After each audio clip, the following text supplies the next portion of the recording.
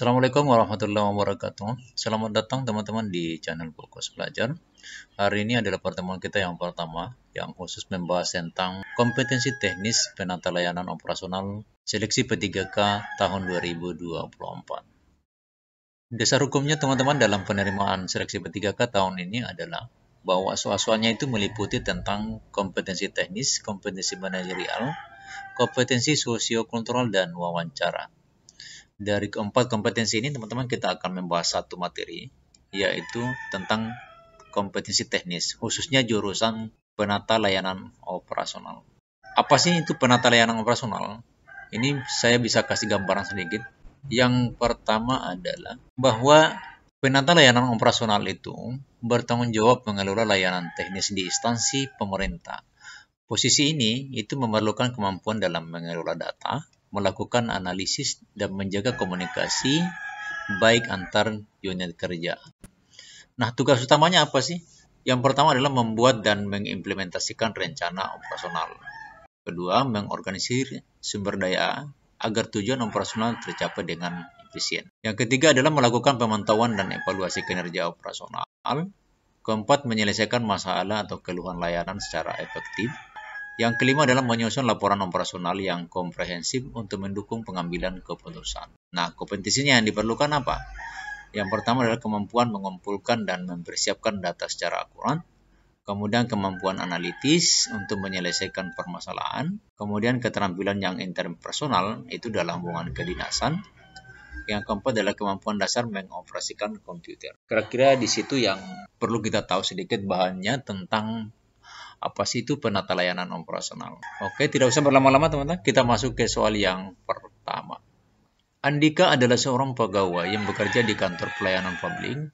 Andika diminta untuk mengevaluasi dan merevisi standar operasional prosedur layanan pembuatan kartu tanda penduduk elektronik.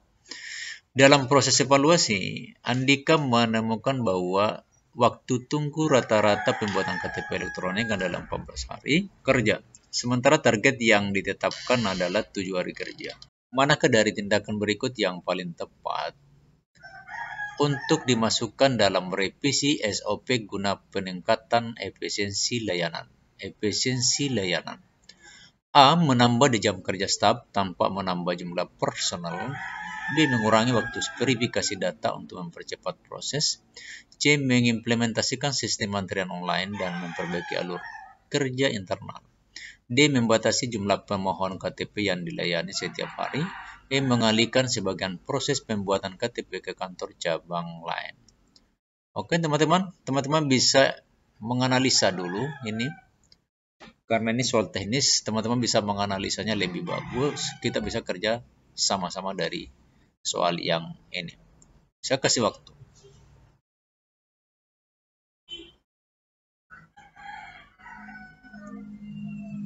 Oke, teman-teman sudah bisa pilih menganalisa soalnya. Kembali ke soal teman-teman. Bahwa yang dia minta di sini tadi adalah peningkatan efisiensi layanan. Langkah apa yang bisa dilakukan dalam usulan revisi SOP layanan pembuatan KTP yang tadinya 14 hari itu bisa jadi 7 hari kerja. Menambah jam kerja staf tanpa menambah jumlah personel. Saya kira ini tidak bagus. Mengurangi waktu verifikasi juga ini bukan kata-kata positif. Mengimplementasikan sistem antrian ini yang bagus. D. Membatasi jumlah pemohon KTP yang dilayani ini juga kurang bagus. Mengalihkan sebagian proses pembuatan KTP ke kantor cabang lain. Kata kunci teman-teman dalam menjawab soal-soal yang seperti ini, itu soal-soal teknis adalah teman-teman harus selalu mencari jawaban yang selalu mengandung kata-kata positif. Nah, kata-kata positif. Nah, ini kan kita lihat ya, di A itu menambah jam kerja tanpa, ini bukan kata positifnya. Berarti pasti salah. Ini mengurangi juga bukan kata positif. Kemudian mengimplementasikan ini yang bagus. Ini positif dia. D. Membatasi. Nah, ini bukan juga kata positif ini. Kemudian mengalihkan juga bukan. Jadi jawabannya benar itu teman-teman adalah C. Pembahasannya kira-kira seperti ini teman-teman. Bahwa sistem antrian online itu dapat mengurangi waktu tunggu di lokasi dan memungkinkan perencanaan kunjungan yang lebih baik. Nah, perbaikan alur kinerja internal itu dapat mengidentifikasi dan menghilangkan bottleneck dalam proses. Bottleneck itu adalah kondisi yang menggambarkan hambatan, penyempitan pada suatu proses, kegiatan, atau komponen. Jadi jawabannya benar itu teman-teman adalah C. Oke, kita lanjut teman-teman ke soal nomor 2. Dalam mengelola antrian layanan publik, metode mana yang paling efektif? A. Sistem nomor urut manual. B. Antrian online. C. Layanan tanpa antrian. Penjadwalan via telepon. Dan E. Batasan kuota harian. Oke, kembali ke soal teman-teman. Ini teman-teman bisa ikut lagi nih. Coba. Yang ditanyakan adalah kata kuncinya tentang ini yang paling efektif. Metode yang paling efektif dalam pengelola layanan antrian.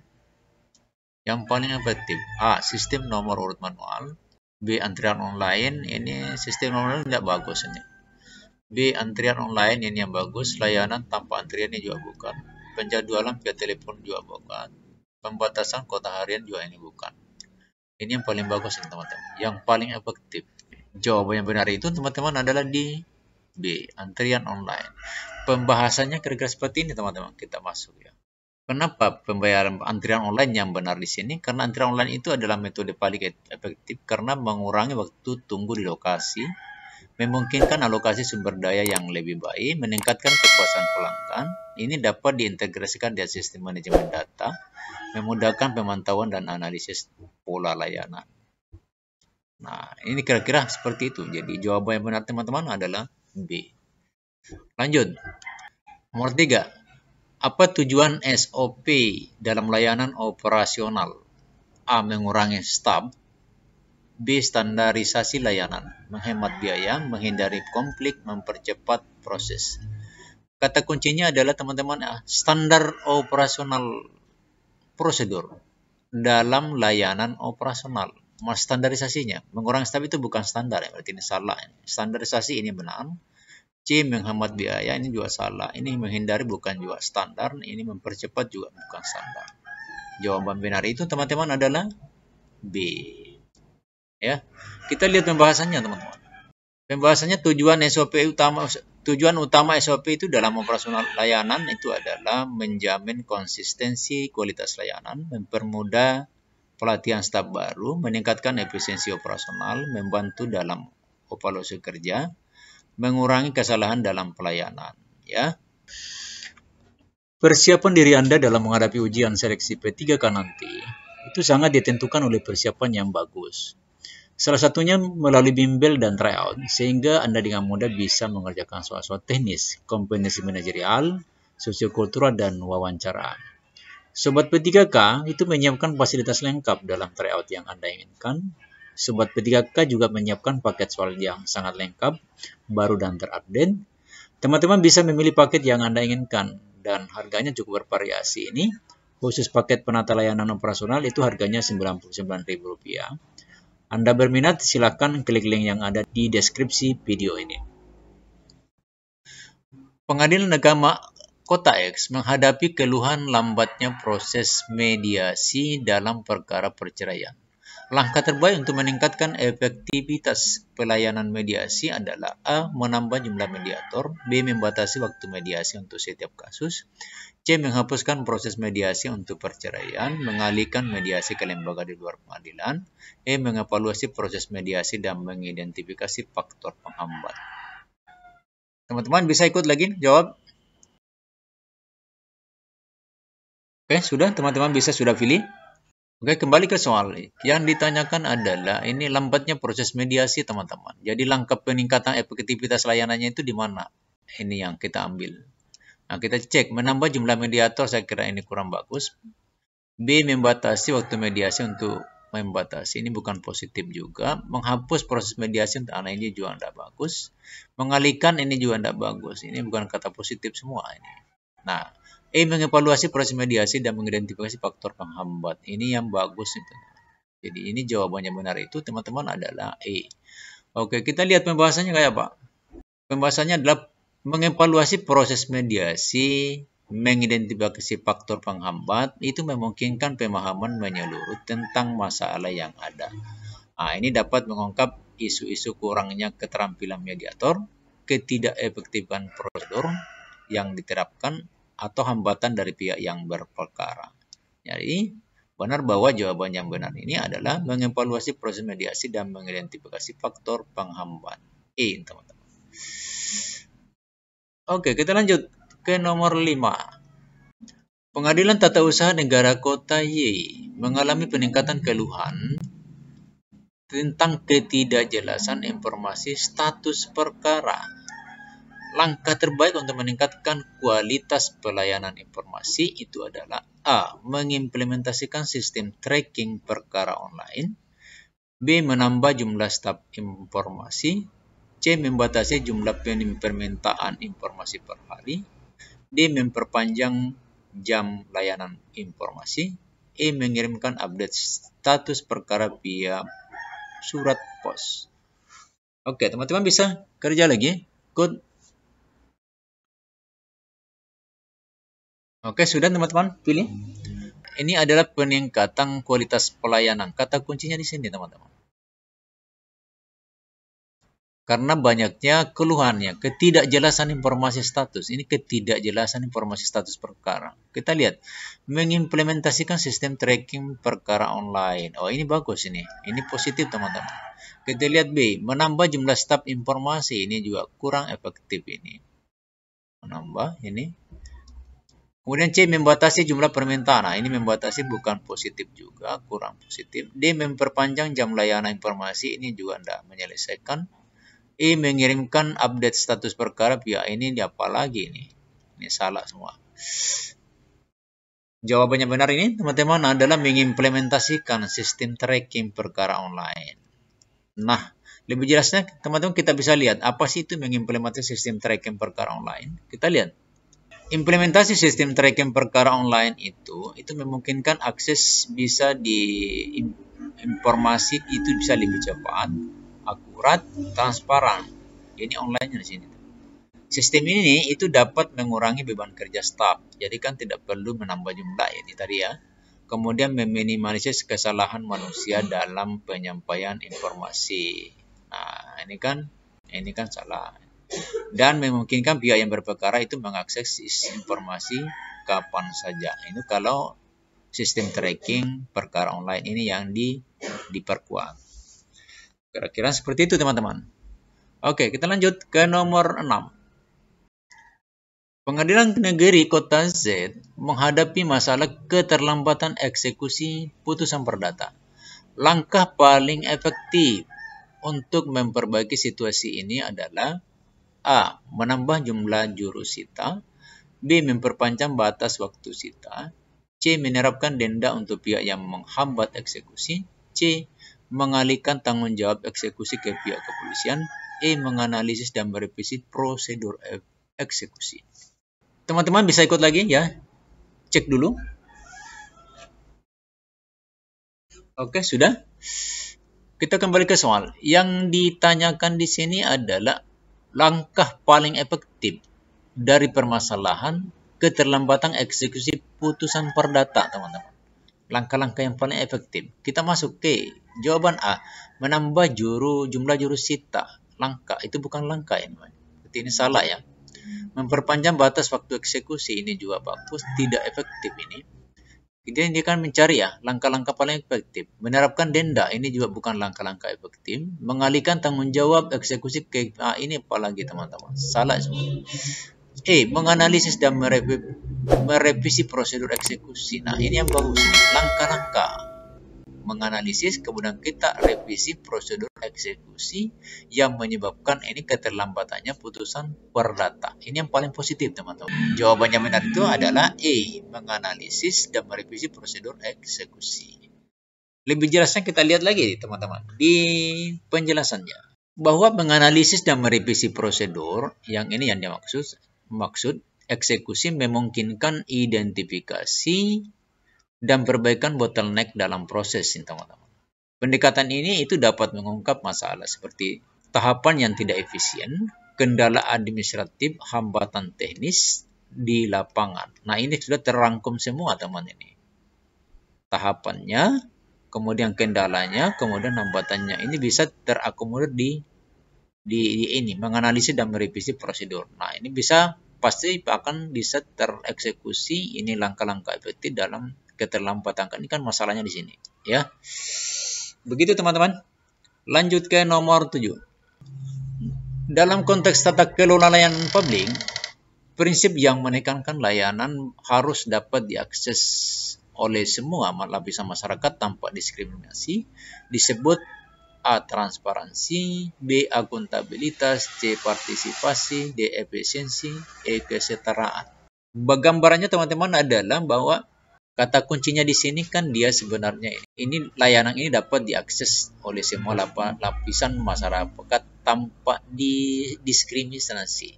Ini kata kuncinya tanpa diskriminasi, berarti kan tidak ada perbedaannya di antara semua kalangan masyarakat. Oke teman-teman, cek lagi apa kira-kira jawabannya ini. Oke teman-teman, sudah bisa?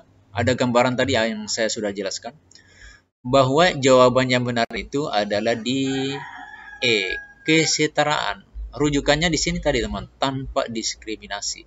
Artinya semua orang bisa mengakses layanan tersebut. Bahwa prinsip kesetaraan itu menjamin setiap warga negara memiliki hak yang sama dalam mengakses layanan publik. Ini untuk mencegah diskriminasi berdasarkan ras, agama, sosial, faktor lainnya dalam pemberian layanan. Oke, lanjut. Prinsip tata kelola layanan yang menekankan keterbukaan informasi kepada publik itu disebut apa? A. Responsivitas, B. Efisiensi, C. Transparansi, D. Akuntabilitas, E. Partisipasi. Kira-kira apa yang disebut ini? Tata kelola layanan yang menekankan keterbukaan informasi kepada publik. Oke, sudah teman-teman? Jawaban yang benar itu adalah C. Transparansi. Itu rujukannya di sini, keterbukaan. Kata kuncinya di sini, teman-teman. Keterbukaan informasi kepada layanan, kepada publik. Jelasnya kita lihat di penjelasan, teman-teman. Bahwa itu transparansi, itu berkaitan dengan keterbukaan informasi kepada publik. Nah, itu sudah ya. Ini memungkinkan masyarakat mengakses informasi tentang kebijakan dan layanan. Itu mendorong kepercayaan publik terhadap institusi pemerintah, memfasilitasi pengawasan publik terhadap kinerja layanan. Nah, itulah tujuannya transparansi di sini, keterbukaan. Jadi jawabannya benar teman-teman adalah C. 9. Dalam tata kelola layanan, prinsip yang menekankan penggunaan sumber daya secara optimal itu disebut A. Efektivitas, B. Efisiensi, C. Ekonomis, D. Produktivitas, E. Responsivitas. Oke teman-teman, bisa ikut? Sudah pilih? Kata kuncinya teman-teman adalah prinsip yang menekankan penggunaan sumber daya. Ya, prinsip yang menekankan penggunaan sumber daya secara optimal dalam tata kelola layanan. Penggunaan sumber daya, menekankan penggunaan sumber daya. Itu disebut apa, teman-teman? Kita cek A, efektivitas ini pasti bukan. Efisiensi ya, ini oke, positif ini. Ekonomis ini bukan juga. Produktivitas bukanlah. E, responsivitas. Ini yang benar itu, teman-teman, adalah efisiensi. Ini berhubungannya dengan penggunaan sumber daya yang optimal. Namanya efisiensi. Kita lihat penjelasannya. Efisiensi itu berkaitan dengan sumber daya yang optimal. Kemudian meminimalkan pemborosan dalam pemberian layanan. Memaksimalkan output dengan input yang tersedia. Nah, penting untuk pengelola anggaran dan sumber daya publik. Nah, itu dia teman-teman. Ya, efisiensi. Kaitannya dengan penggunaan sumber daya. Jadi jawaban yang benar itu adalah B. Efisiensi. Lanjut ke nomor terakhir. Prinsip tata kelola layanan yang menekankan untuk menjelaskan kinerja kepada publik adalah A. Transparansi, B. Partisipasi, C. Akuntabilitas, D. Keadilan, E. Responsivitas. Oke teman-teman, bisa ikut cek Oke, sudah. Prinsip yang menekankan tata kelola itu menekankan kewajiban untuk menjelaskan kinerja kepada publik itu disebut apa? Transparansi sudah pasti ini bukan. Partisipasi juga bukan. Akuntabilitas, nah ini yang bagus nih, positif nih. D, keadilan pasti bukan ini, responsif juga bukan. Jawaban yang benar ini teman-teman adalah akuntabilitas. Ini rujukannya adalah yang menekankan kinerja, menjelaskan kinerja kepada publik. Itu akuntabilitas. Ya, prinsip tata kelola yang menekankan kewajiban. Oke, kita lihat penjelasannya teman-teman. Bahwa akuntabilitas itu berkaitan dengan pertanggungjawaban kepada publik.